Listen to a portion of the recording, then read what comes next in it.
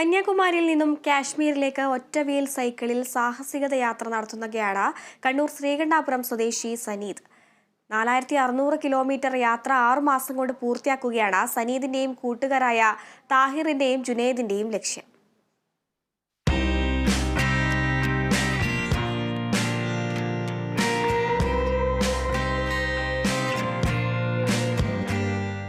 കണ്ണൂർ സ്വദേശികളായ സനീദും താഹിറും ജുനൈദും 12 ദിവസം മുൻപാണ് കന്യാകുമാരിയിൽ നിന്നും സൈക്കിളിൽ കാശ്മീരിലേക്ക് യാത്ര ആരംഭിച്ചത്.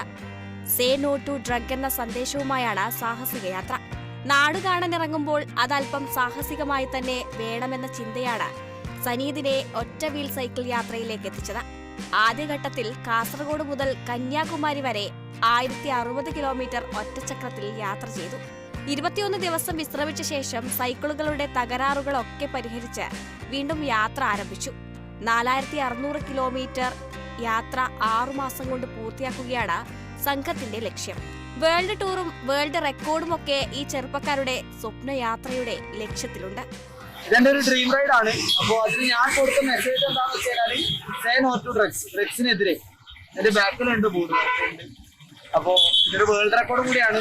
പക്ഷേ എന്താ പറയാ, വേൾഡ് റെക്കോർഡ് ചെയ്യണമെങ്കിൽ അത്യാവശ്യം നല്ലൊരു എമൗണ്ട് ആവും. 1.5 മുകളിലാവും. അപ്പോൾ നമ്മളത്ര എമൗണ്ട് ഇല്ല, അതുകൊണ്ട് നമ്മള് അത് കൊടുത്തില്ല. പക്ഷെ പോകുന്ന വഴിയിൽ ആരെങ്കിലും സെറ്റ് ആവലാണെങ്കിൽ വേൾഡ് റെക്കോർഡ് കൊടുക്കും. അവിടുന്ന് വേൾഡ് ടൂർ നടത്തണമെന്ന് ആഗ്രഹമുണ്ട്.